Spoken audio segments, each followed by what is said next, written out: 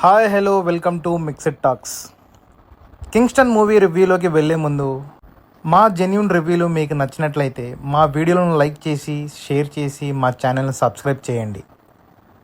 Music director జీవి ప్రకాష్ కుమార్, దివ్య భారతి ఇంకా ఇతర నటీనటులు నటించిన కింగ్స్టన్ సినిమా గురించి చెప్పాలంటే నాకు పెద్దగా నచ్చలేదు.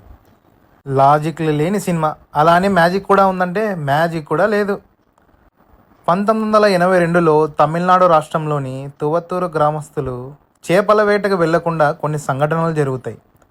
అప్పటి నుంచి ఇప్పటి వరకు ఆ విలేజర్స్ చేపల వేటకు వెళ్ళరు. చేపల వేటకు వెళ్ళడానికి ఎందుకు భయపడతారు? సముద్రంలో ఏముంది? ప్రస్తుతం ఆ కట్టుకథలను పటాపంచలు చేయడానికి హీరో సముద్రంలోకి వెళ్ళి ఏం చేశాడు, తిరిగి వచ్చాడా అనేదే ఈ సినిమా ప్లస్ పాయింట్ల గురించి చెప్పాలంటే ఈ సినిమాకు తీసుకున్న కాన్సెప్ట్ కాస్త ఇంట్రెస్టింగ్గా అనిపిస్తుంది. 2 ట్విస్టులు బాగున్నాయి.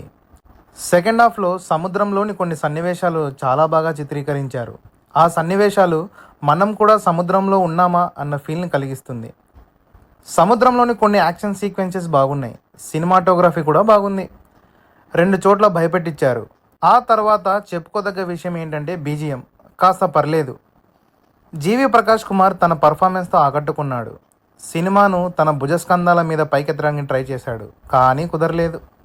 ఎందుకంటే కథనాన్ని రాసుకోవడంలో డైరెక్టర్ ఫెయిల్ అయ్యాడు. రైటింగ్, నేరేషన్, స్క్రీన్ ప్లే అనేవి డిసప్పాయింట్ చేస్తాయి. ఫస్ట్ హాఫ్ బోర్ కొట్టిస్తుంది. సెకండ్ హాఫ్లో కొన్ని సీన్స్ ఎందుకు పెట్టారో అర్థం కాదు. లాజిక్లతో సంబంధం లేకుండా మ్యాజిక్ చేయాలనుకున్నారు, కానీ అది కుదరలేదు.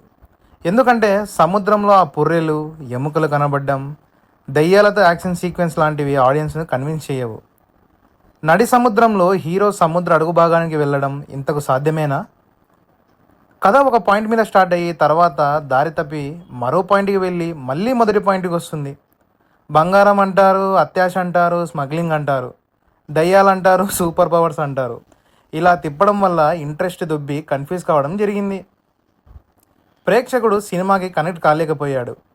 వాటికి తోడు అవసరం లేని 2 పాటలు. ఇక ఈ మూవీకి నేనిచ్చే రేటింగ్ 2.25. ఈ సినిమా హారర్ సినిమానా, అడ్వెంచర్ సినిమానా, థ్రిల్లర్ సినిమానా, సస్పెన్స్ సినిమానా అనేది నాకైతే అర్థం కాలేదు.